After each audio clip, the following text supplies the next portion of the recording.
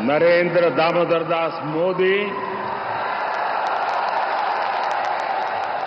ईश्वर की शपथ लेता हूं कि मैं विधि द्वारा स्थापित भारत के संविधान के प्रति सच्ची श्रद्धा और निष्ठा रखूंगा। বন্ধুরা 18তম লোকসভা নির্বাচন শেষ হওয়ার পরে রেজাল্ট ঘোষণা হওয়ার পরে নরেন্দ্র মোদী তৃতীয়বারের জন্য প্রধানমন্ত্রী হিসাবে শপথ নিয়েছেন। তার মন্ত্রিসভা অলরেডি গঠন হয়ে গেছে। লোকসভার সদন গত সোমবার থেকে শুরুও হয়ে গেছে। আমরা নতুন একটা পদ যেটা খালি ছিল গত 10 বছর ধরে, লিডার অফ অপোজিশন, সেই জায়গাটাও পেয়ে গেছি সংসদ অধিবেশন শুরু হওয়ার পরে। কংগ্রেসের সাংসদ, রায়বেরেলি থেকে জেতা সাংসদ রাহুল গান্ধীকে। এই ছোট্ট ভিডিওতে আমি আপনাদের সঙ্গে আলোচনা করব লিডার অফ অপোজিশন, সেটা নিযুক্তি কিভাবে হয়, কী ধরনের ফ্যাসিলিটি উনি পেয়ে থাকেন, কী ধরনের রেসপন্সিবিলিটি ওনার থাকে। পাশাপাশি ছোট্ট করে আলোচনা করব স্বাধীনতার পর থেকে এ পর্যন্ত কতজন লিডার অফ অপোজিশন আমরা পেয়েছি, কাদের কাদের ছিল, এবং পাশাপাশি একটু আলোচনা করার চেষ্টা করব যে একটা আওয়াজ উঠেছে চারপাশে যে কংগ্রেস পার্টি মানেই হচ্ছে গান্ধী ফ্যামিলি, সেটা যেন আবার কংগ্রেস পার্টি এই নিয়োগের মাধ্যমে প্রুভ করলেন। যাই হোক, আমরা প্রথমেই আলোচনা করব রাহুল গান্ধী সম্বন্ধে। রাহুল গান্ধী এবার নতুন যে এলওপি হলেন, উনি কি ধরনের সুযোগ সুবিধাটা পাচ্ছে সেই বিষয়ে একটু জেনে নিই, কারণ যারা রাহুল গান্ধীর অনুরাগী আছেন তাদের নিঃসন্দেহে ভালো লাগবে। রাহুল গান্ধী, যাকে একটা সময়ে মানুষ কংগ্রেসের লুজার, পাপ্পু এরকমভাবে ডাকছিলেন, কিন্তু তিনি আজকে ক্যাবিনেট মন্ত্রী সমতুল সম্মান পাবেন, স্ট্যাটাস পাবেন লিডার অফ অপোজিশন হিসাবে। একজন সাংসদ হিসাবে নিঃসন্দেহে মানুষের সম্মান তো থাকেই, কিন্তু স্ট্যাটাস যেটা পাবেন এটা পাবেন। এবং শুধু তাই নয়, ক্যাবিনেট মিনিস্ট্রিরা যে ধরনের বাংলো পান, রাজধানীতে যে ধরনের ফ্যাসিলিটিযুক্ত বাংলো পান, সেই ধরনের একটা বাংলো পাবেন। ক্যাবিনেট মিনিস্টাররা যে ধরনের সিকিউরিটি পান, সেই ধরনের সিকিউরিটি উনি পাবেন, এমনকি জেড ক্যাটাগরি সিকিউরিটি পর্যন্ত পেতে পারেন। যদিও এই সিকিউরিটির ব্যাপারটা সিকিউরিটি এজেন্সিগুলো ডিসাইড করে কার জন্য কোন ক্যাটাগরি দেবে, জেড প্লাস দেবে না এক্স দেবে না জেড ক্যাটাগরি দেবে, সেটা তারা ডিসাইড করে। কেন্দ্রীয় মন্ত্রী, ক্যাবিনেট মন্ত্রী, তিনি যে ধরনের ফ্যাসিলিটি পান ট্রাভেল করার সময়, বিদেশ ভ্রমণের সময়, একজন লিডার অফ অপোজিশন কিন্তু ঠিক সমতুল ফ্যাসিলিটি পাবেন। আর স্যালারির দিকটা যদি বলি, 3,30,000 টাকা উনি প্রতিমাহ স্যালারি পাবেন। এবার আসি যে লিডার অফ অপোজিশন কি ধরনের দায়িত্ব পালন করে, এর দরকারটা। ডেমোক্রেসিতে জনগণের শাসন, সেই জনগণের শাসনের মধ্যে আমরা দেখেছি যে সবাই 100% মানুষ যে যারা রুলিং পার্টি আছে তাকেই মনোনীত করেন তা কিন্তু নয়। কিছু মানুষের বিরোধিতা থাকেই, কিন্তু সেই বিরোধিতা যে করলো যে মানুষগুলো, একটা বড় অংশ থাকে, সেই অংশটার কথাটা কে বলবে, তার চাহিদাগুলো কে বলবে। আর যদি শুধুমাত্র মেজরিটি সরকারে থাকে তাহলে তারা নিজেদের ইচ্ছা মতো, মনমর্জি মতো করতে পারে। যেমন উদাহরণ হিসাবে যদি আমরা দেখি, তাহলে আমরা বলতে পারি গত লোকসভা নির্বাচনের সময় যখন নির্বাচন commissioner, election commissioner, chief election commissioner এবং আরও দুজন যে ইলেকশন কমিশনার তাদের নিয়োগ দেওয়া হলো, তখন বিরোধীরা বলছিল যে সরকার পক্ষ থেকে তাদের পছন্দের মানুষকে নিয়ে গিয়ে বসিয়ে দেওয়া হলো এই সিটে। কারণ এই যে নিয়োগ কমিটি, সেইখানে কোনো বিরোধী পক্ষ ছিলই না।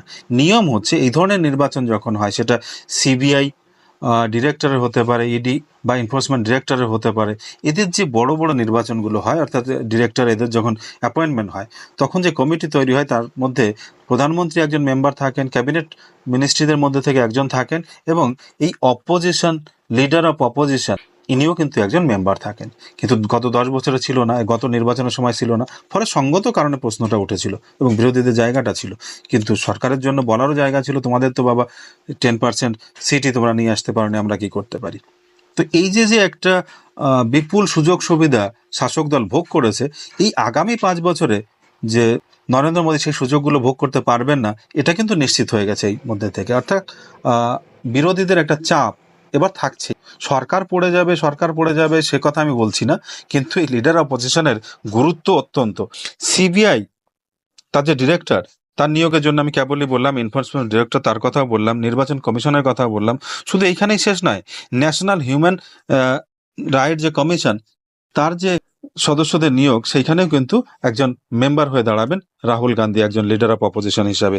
এছাড়া লোকপাল বিলের যে চিফ, তার নিয়োগের ক্ষেত্রেও তার মতামত থাকবে। Audit and expenditure committee of government expenditure, যেটা সরকারের যত খরচ হয় তার যে অডিট করা হয়, সেই অডিট যে কমিটিটা, তারও যে উপর মহলের লোকজন যাদের নিয়োগ করা হয়, সেই কমিটিতেও কিন্তু এখন রাহুল গান্ধী একজন মেম্বার হবেন। তাহলে বুঝতে পারছেন, সরকার চাইলেও নিজের মন মর্জি মতো একজন ব্যক্তিকে ধরে নিয়ে সেই টপ জায়গাতে বসিয়ে দিল, এটা কিন্তু এখন সম্ভব হবে না। হ্যাঁ, প্র্যাকটিক্যালি জিনিসটা অতখানি না হলেও, যেহেতু কারণ 2:1 রেশিওতে বরাবরই বিরোধীরা হেরে যাওয়ার সম্ভাবনাটা বেশি হয়, কিন্তু একটা কনস্ট্রাকটিভ আলোচনা হতে পারে, ফেয়ার ইলেকশন হওয়ার একটা সুযোগ থাকতে পারে, সেই আলোচনাটাও কিন্তু ঠিকমতো হচ্ছিল না। এ গেল রেসপন্সিবিলিটি। এছাড়া আরও কিছু কোর কমিটির মেম্বার হন লিডার অফ অপোজিশন, যেমন জয়েন্ট পার্লামেন্টারি কমিটি, যেটা তার একজন মেম্বার হন, পাবলিক অ্যাকাউন্ট কমিটি, তার একজন মেম্বার হন উনি। তো এই ধরনের প্রচুর রেসপন্সিবিলিটি ওনার মধ্যে থাকবে। এবার দেখার যে রাহুল গান্ধীকে একটা সময় ওনার বক্তব্যের জন্য সবাই মিম তৈরি করতেন, এখন এত বড় একটা দায়িত্বপূর্ণ এবং গুরুত্বপূর্ণ পদে আসীন হওয়ার পরে ওনার দায়িত্ব উনি কতখানিভাবে পালন করতে পারেন। আমরা দেখেছিলাম রাম মন্দিরের সময় রাহুল গান্ধীর মধ্যে এই অপরিপক্কতা আমরা অনেকবার লক্ষ্য করেছি। সেটা স্লিপ অফ টাং বারবার হচ্ছে এরকম বলা যেতে পারে না। যেমন ঐশ্বর্যা রায় বচ্চনকে আমরা কখনোই ওই সেরিমনিতে দেখিনি, রাম মন্দির ইনগ্রেশনের যে অনুষ্ঠান হয়েছিল, কিন্তু ওনাকে 6বার আমরা মঞ্চ থেকে বলতে শুনেছিলাম যে ঐশ্বর্যা রায় বচ্চন নাচছেন। তো এই ধরনের ইম্যাচিওর কমেন্ট ওনার মুখ থেকে আমরা অনেকবার শুনেছি। কিন্তু রাহুল গান্ধীকে এবার মনে রাখতে হবে যে লিডার অফ অপোজিশন এমনই একটা পদ যেটাকে বলা হয়ে থাকে যে শ্যাডো প্রাইম মিনিস্টারের পদ। শ্যাডো প্রাইম মিনিস্টারের পদ কথাটা এই জায়গা থেকেই আসে। অ্যাকচুয়ালি এই কনসেপ্টটাই আমাদের সংবিধানে ঢোকানো হয়েছিল, সেটা হচ্ছে ব্রিটেনের সংবিধান থেকে। ব্রিটেনের এই কনসেপ্টটা রয়েছে এবং বলা হয়ে থাকে যে লিডার অফ অপোজিশন হচ্ছে যখনই এমন পরিস্থিতি যদি তৈরি হয় যে প্রাইম মিনিস্টার বা রুলিং পার্টি তার ক্ষমতা হারিয়েছে বা মেজরিটি হারিয়ে ফেলেছে, ঠিক তখন অলওয়েজ রেডি থাকে টেক ওভার করার জন্য। এমনকি শ্যাডো মিনিস্ট্রিও তাকে তৈরি করে রাখতে হয়, শুধুমাত্র ওই মিনিস্ট্রি কি কাজ করছে সেটাকে পর্যালোচনা বা তাকে ক্রস চেক করার জন্য নয়। যদি এরকম এমার্জেন্সি সিচুয়েশন গভর্নমেন্টে আসে তাহলে সেটাকে টেক ওভার করার জন্য always he or she have to be ready. তো রেসপন্সিবিলিটি প্রচুর, সেটা রাহুল গান্ধী কতখানি ফুলফিল করতে পারবেন সেটা সময় আমাদেরকে জানান দেবে। বন্ধুরা, এবার এই অংশে আমরা একটু ফিরে তাকাবো ইতিহাসের দিকে। দেশ স্বাধীন হওয়ার পর থেকে আমরা এ পর্যন্ত 12 জন লিডার অফ অপোজিশন পেয়েছি এবং 14 জন প্রাইম মিনিস্টার পেয়েছি। আমার এই ভিডিওর আলোচ্য বিষয়বস্তু প্রাইম মিনিস্টার বা প্রধানমন্ত্রী নয়, লিডার অফ অপোজিশন। 1977 সালের লিডার অফ অপোজিশন অ্যাক্ট অনুযায়ী এই নিয়োক্তি পান। কিন্তু আশ্চর্যজনকভাবে আমরা প্রথম যে লিডার অফ অপোজিশন পেয়েছিলাম তিনি 1969 সালে 17 অক্টোবর, সম্ভবত না ডিসেম্বর, 17 ডিসেম্বর উনি নিযুক্তি পান। রাম সুভাগ সিং, উনি বক্সার থেকে সাংসদ ছিলেন। 4th লোকসভা ইলেকশন যখন ইন্দিরা গান্ধী প্রধানমন্ত্রী ছিলেন এবং ওনার দলের নাম ছিল Indian National Congress organise, Congress ভেঙেই তৈরি হয়েছিল। এবার সঙ্গতভাবে কারণ একটা কোশ্চেন ওঠে যে প্রথম যে দুজন প্রধানমন্ত্রী জওয়াহরলাল নেহেরু এবং লাল বাহাদুর শাস্ত্রী, তাদের সময় কি কোনো লিডার অফ অপোজিশন ছিল? না, ছিল না। এই একটা সুযোগ কিন্তু আমাদের দেশের দুজন প্রধানমন্ত্রী, প্রথম দুজন প্রধানমন্ত্রী খুব সুন্দরভাবে পেয়েছেন। ততটা অপোজিশনের জ্বালা ওনাদের সহ্য করতে হয়নি। যাই হোক, এই সময়টা টোটালি ভ্যাকান্ট ছিল। প্রথম আমরা পেলাম রাম সুভাগ সিং। এরপরে 5th লোকসভা নির্বাচন যখন হয় এবং ইন্দিরা গান্ধী যখন প্রধানমন্ত্রী হয়ে আবার ক্ষমতায় আসেন, সেই সময়টায় 1970 থেকে 1977 সাল পর্যন্ত কোনো লিডার অফ অপোজিশন ছিল না সদনে। এরপরে 6th লোকসভা নির্বাচনে যখন ইন্দিরা গান্ধী পর্যুদস্ত হন, মোরারজি দেশাই প্রধানমন্ত্রী হন, তখন ইন্ডিয়ান ন্যাশনাল কংগ্রেস থেকে প্রথম যে এলওপি পান দেশ, যশবন্তরাও চৌহান, সাতারা থেকে, মহারাষ্ট্রের সাতারা থেকে উনি সাংসদ ছিলেন। এবং ওই টার্মের মধ্যেই ইড়ুক্কুর সাংসদ CM স্টিফেন উনি 3 নম্বর এলওপি হিসাবে যোগ দেন এবং কংগ্রেসের 2 নম্বর। এরপরে ওনার পরবর্তীতে ওই টার্মের মধ্যেই আবার যে ওনার পূর্বসূরি ছিলেন যশবন্তরাও চৌহান কংগ্রেসের, উনি আবার এলওপি হিসাবে জয়েন। মোরারজি দেশাইয়ের পরে যখন প্রধানমন্ত্রী হিসাবে চরণ সিং এলেন, তখন জনতা পার্টি থেকে এলওপি নির্বাচিত হলেন জগজীবন রাম, যিনি চতুর্থ লিডার অফ অপোজিশন ছিলেন। উনি সাসারামের সাংসদ ছিলেন। এরপরে 1979 থেকে 1989 পর্যন্ত পুরো 10 বছর ইন্দিরা গান্ধীর একটা টার্ম, 7th লোকসভা নির্বাচন এবং 8ম লোকসভা নির্বাচন ইন্দিরা গান্ধী এবং রাজীব গান্ধী পর্যায়ক্রমে। এই যে সময়টা 10 বছর টোটালি ভ্যাকান্ট ছিল, কোনো লিডার অফ অপোজিশন ছিল না।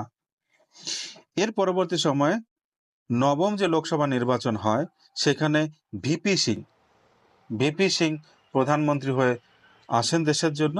সেইখানে কংগ্রেস থেকে চতুর্থ যে এলওপি না 3 নম্বর এলওপি, 5 নম্বর পেলাম আমরা দেশের হিসাবে, 3 নম্বর যে এলওপি পেলাম কংগ্রেস থেকে তিনি হলেন রাজীব গান্ধী, বর্তমান যে এলওপি তার বাবা।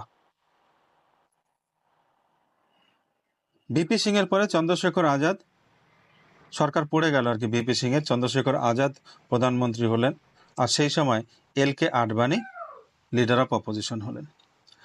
6 নম্বর এলওপি আমরা পেলাম। 10ম লোকসভা নির্বাচন পিভি নরসিংহ রাও কংগ্রেস থেকে প্রধানমন্ত্রী হলেন, আর ভারতীয় জনতা পার্টি থেকে লিডার অফ অপোজিশন পেয়েছিল দেশ, সেটা ছিল প্রথমে এল কে আডবাণী এবং পরবর্তীতে অটল বিহারী বাজপেয়ী। ওই একই টার্মের মধ্যে দুজন এলওপি পেয়েছিল বিজেপি থেকে। এরপরে 1996 সালে যখন অটল বিহারী বাজপেয়ী আবার প্রধানমন্ত্রী হয়ে আসেন, আমরা জানি সেই 13 দিনের সরকার, সেই সময়টা ইন্ডিয়ান ন্যাশনাল কংগ্রেস থেকে PV Narasimha Rao leader of opposition হয়েছিলেন। বারহামপুর থেকে, উড়িষ্যার বারহামপুর থেকে উনি সাংসদ ছিলেন। এবং এরপরেই 11তম যে লোকসভা নির্বাচন, সেইখানে দেবেগৌড়া যখন, মানে অটল বিহারী সরকার পড়ে যাওয়ার পরে দেবেগৌড়া সরকারে আসেন এবং সেইখানে যিনি প্রধানমন্ত্রী ছিলেন আর কি, তিনি প্রাক্তন হয়ে লিডার অফ অপোজিশন হন অটল বিহারী বাজপেয়ী। এরপরে আসলো 12তম লোকসভা নির্বাচন। সেই 12তম লোকসভা নির্বাচনে অটল বিহারী বাজপেয়ী এবং 13তম লোকসভা নির্বাচনেও অটল বিহারী বাজপেয়ী দুইবার প্রধানমন্ত্রী হলেন। এবং সেইখানে কংগ্রেসের থেকে লিডার অফ অপোজিশন প্রথমে দেওয়া হলো নবম লিডার অফ অপোজিশন হিসাবে শরদ পাওয়ার। শরদ পাওয়ার তখন কংগ্রেসের পার্ট ছিলেন, পরবর্তীতে উনি নিজের দল গঠন করেন এবং শরদ পাওয়ারে ছেড়ে দেওয়ার পরে সোনিয়া গান্ধী, অর্থাৎ এই যে রাহুল গান্ধী, এনার মা, এই লিডার অফ অপোজিশন পদে আসেন। তো এরপরে এখন লিডার অফ অপোজিশন হিসেবে কংগ্রেস হলো। এর মাঝে আরও দুজন আমরা লিডার অফ অপোজিশন পেয়েছি ভারতীয় জনতা পার্টি থেকে, এল কে আডবাণী এবং এল কে আডবাণীর পরে সুষমা স্বরাজ। এই যে সময়টা ছিল সেটা হচ্ছে 2004 থেকে 2014 পর্যন্ত। এই সময়ের মধ্যে মনমোহন সিং সরকারে ছিলেন এই 10 বছর। এরপরে নরেন্দ্র মোদী যখন 16 অর্থাৎ 16 এবং 17 লোকসভা নির্বাচনে প্রধানমন্ত্রী হয়ে আসেন দুইবারের জন্য, সেই সময় বিরোধীদের মধ্যে সেই ক্যাপাবিলিটি ছিল না লিডার অফ অপোজিশন হিসাবে নিযুক্তি পাওয়ার, ফলে এই সময়টা ভ্যাকান্ট ছিল। কিন্তু 10 বছর পরে এই যে 18তম লোকসভা নির্বাচন, এইখানে বিরোধীরা অর্থাৎ কংগ্রেস 99টা সিট পেয়ে সমস্ত দিক থেকে সেই ক্রাইটেরিয়া ফুলফিল করেছে, কিন্তু নিয়োগ পেয়েছে গান্ধী ফ্যামিলি থেকে রাহুল গান্ধী। এই জায়গাটা এসে অনেকের কিন্তু কিছু কথা বলছে যে কংগ্রেস পার্টিকে রাহুল গান্ধী বা গান্ধী ফ্যামিলির চারপাশেই বন্দি করে রাখা হচ্ছে, আর অনেকে দায়ী করে যে কংগ্রেসের এই দুর্দশার পিছনে কারণ হচ্ছে এই গান্ধী ফ্যামিলি থেকে বেরিয়ে না আসা। কংগ্রেস পার্টির মধ্যে ভালো ভালো নেতারা রয়েছে, লিডাররা রয়েছে, তাদেরকে সেই সুযোগটাই দেওয়া হচ্ছে না। শুধুমাত্র গান্ধী সারনেমের কারণের জন্য সেই বড় বড় সুযোগগুলো পেয়ে যাচ্ছে। এবং এই ধরনের আলোচনার মাঝখানে আমরা দেখেছি যে মল্লিকার্জুন খড়গেকে প্রেসিডেন্ট করা হয়েছে, কিন্তু আমরা এটাও সমালোচকরা দেখছে বা বলছে প্রকাশ্যে যে মল্লিকার্জুন খড়গের নামে মাত্র প্রেসিডেন্ট হয়েছে, কিন্তু পিছন থেকে শ্যাডো প্রেসিডেন্ট হিসাবে ওই সোনিয়া গান্ধী, রাহুল গান্ধী কাজ করছে। এবং সেই কথাটাই কেমন যেন একটা মোহর লাগিয়ে দিল এই রাহুল গান্ধীর এলওপি হিসাবে নির্বাচন। কারণ হিসাবে বলা যায় যে না, প্রেসিডেন্ট তো উনি এখন রাজ্যসভার নেতা, উনি এখানে কি করে আসবেন? দু জায়গায় তো হতে পারে না, দুটো জায়গায় মেম্বার হতে পারেন না উনি। কিন্তু শশী থারুরের মতো নেতাও কিন্তু রয়েছে লোকসভাতে, তো তাদেরকে এই সুযোগটা বোধহয় দিতে পারতো। টোটাল 12 জনের মধ্যে 6 জন কংগ্রেস থেকে হয়েছিল এ পর্যন্ত ইতিহাস বলছে, কিন্তু সেই 6 জনের মধ্যে থেকেও 3 জনই কিন্তু গান্ধী ফ্যামিলির। গান্ধী ফ্যামিলির বাইরে কংগ্রেস বোধহয় বেরিয়ে আসতে পারছেই না। যাই হোক, সময় সেটা বলবে, এবং কংগ্রেসের নিজস্ব দলগত সিদ্ধান্ত এটা, সেই বিষয়ে ব্যক্তিগত হিসাবে আপনি বলতে পারেন না। হ্যাঁ, কংগ্রেসের সাপোর্টার হিসাবে, যখন কংগ্রেসের একজন সাপোর্টার আপনি, অনুরাগী আপনি, যখন দেখেন আপনার দলটা এরকম জায়গায় যাচ্ছে, নিঃসন্দেহে সেই কনস্ট্রাকটিভ মতবাদ দেওয়ার অধিকার আপনারও রয়েছে, আমাদের দেশের সংবিধানও সেটা দিচ্ছে, এবং আমার মনে হয় কংগ্রেস দলের সংবিধানও এটা দিয়ে থাকবে। একজন সাধারণ সাপোর্টার হিসাবে আপনি আপনার মন্তব্য রাখতে পারেন, আমি সেই অ্যাঙ্গেল থেকেই বলছি কথাটা। যাই হোক, ওভারঅল হিসাবে এখন অপেক্ষা করা আমাদের।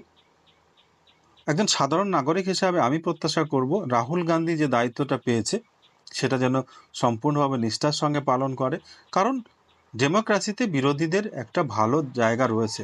তবে হ্যাঁ, আমি অনুরোধ করব, শুধুমাত্র বিরোধিতা করার জন্য বিরোধিতা করা সেটা কখনোই ডেমোক্রেসির অঙ্গ হতে পারে না। আমরা দেখেছিলাম সৌগত রায়, তৃণমূলের একজন সাংসদ, গত অধিবেশনের সময় আর কি, গত টার্মের সময়, যে আমাদের স্বরাষ্ট্রমন্ত্রী ওনার বিষয়ে বলতে গিয়ে বলেছিলেন যে আমাদের নেত্রী আমাকে বলে দিয়েছেন, অর্থাৎ মমতা বন্দ্যোপাধ্যায় বলে দিয়েছেন যে অমিত শাহ যা বলবে তার বিরোধিতা করতে হবে, আমি সেটাই করব। তো এটা কোনোদিন গঠনমূলক বিরোধিতা হতে পারে না। অমিত শাহ যদি একটা ভালো কথা বলে তার প্রশংসা করা উচিত। লিডার অফ অপোজিশন হিসাবে সরকার পক্ষ যদি কোনো ভালো সিদ্ধান্ত নিচ্ছে তাকে বরাবর সাথ দেওয়া উচিত।